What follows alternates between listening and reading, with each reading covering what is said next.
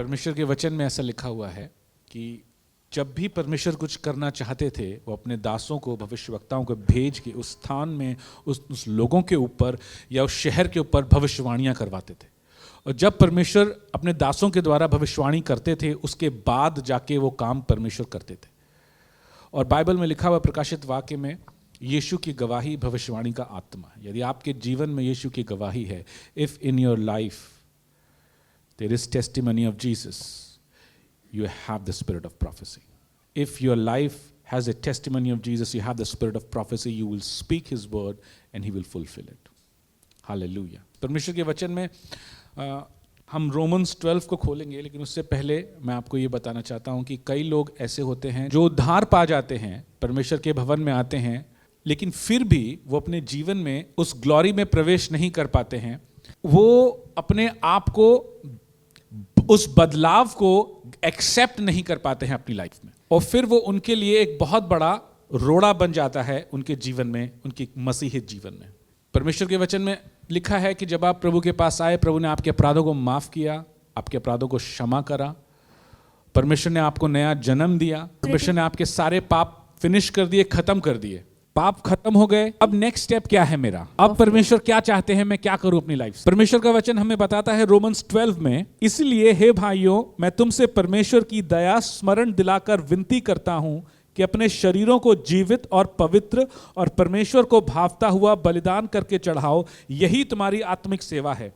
इस संसार के सदृश न बनो, परंतु तुम्हारे मन के नए हो जाने से तुम्हारा चाल चलन भी बदलता जाए, जिससे तुम परमेश्वर की भली और भावती और सिद्ध इच्छा अनुभव से मालूम करते रहो।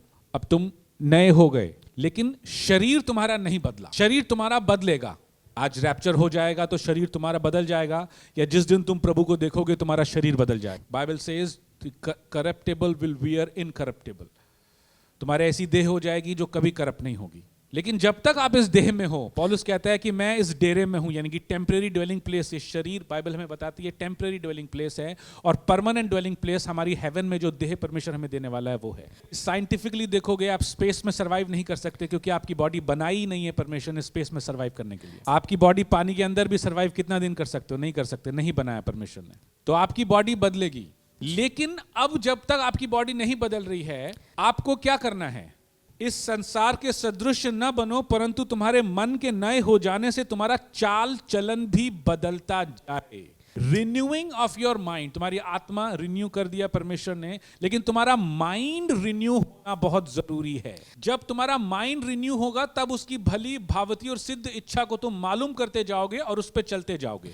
लोग आते हैं और मैं उनको देखता, कई लोगों को मैंने देखा 10 साल 15 साल वो क्रिश्चियन हैं, लेकिन आज तक उनका माइंडसेट वही है, उनका चाल चलन वैसे ही है। वो प्रार्थनाओं भी जैसे पहले करते थे देवी देवताओं के सामने, उसी टाइप वो प्रार्थना भी करते हैं, उसी टाइप से वो वर्शिप भी करते हैं। बस वो क्रिश्चियंस हैं, चर्च आते हैं।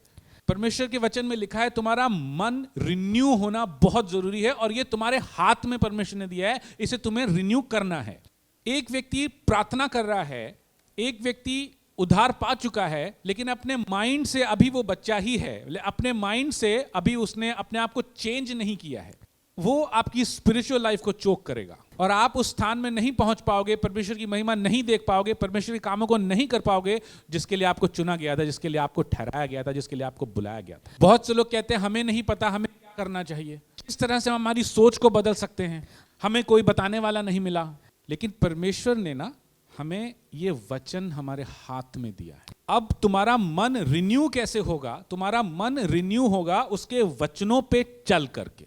एक मसीह व्यक्ति को किस तरह से आचरण रखना चाहिए, किस तरह से चरित्र रखना चाहिए, किस तरह से बाहर व्यवहार करना चाहिए, वो A to Z चीज बाइबल में लिखी हुई है। अगर आपको कोई सिखा नहीं रहा, अगर आपको कोई बता नहीं रहा, मेरे भाई मेरी बहन, वचन तो आपको बता रहा है। इसीलिए अगर आप उसके वचनों पे चलते हो, ये वचन आपके मन को रिन्यू करने के लिए एक सामर्थ्य है। 2 कोरिन्थियंस 5:17 जिसमें लिखा है तुम मसीह यीशु में नई सृष्टि हो, पुराना सब बीत गया।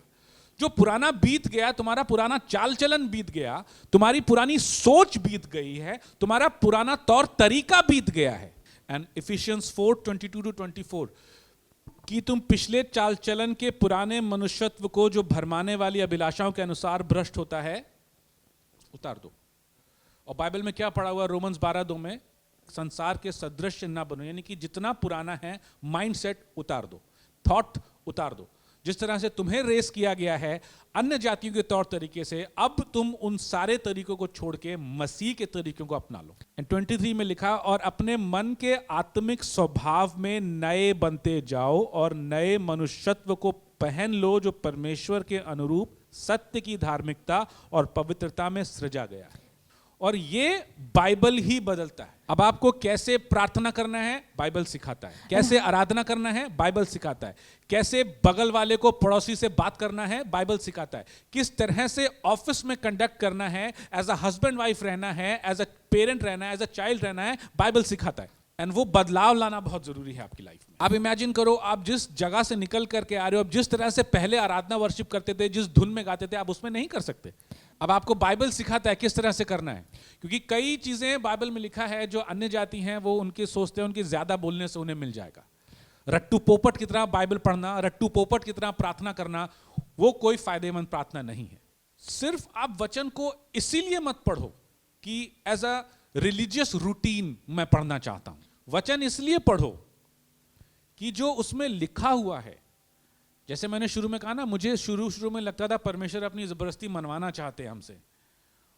वो जब परमेश्वर ने मेरे दिमाग को चेंज करा, जब पवित्र आत्मा से भरा, वो थॉट चेंज हुआ मेरा। परमेश्वर का वचन अपनी मनवाने में नहीं, हमारी पर्सनल भलाई के लिए है। परमेश्वर ने क्या बोला? परमेश्वर ने कहा, I have a plan for you, plan to.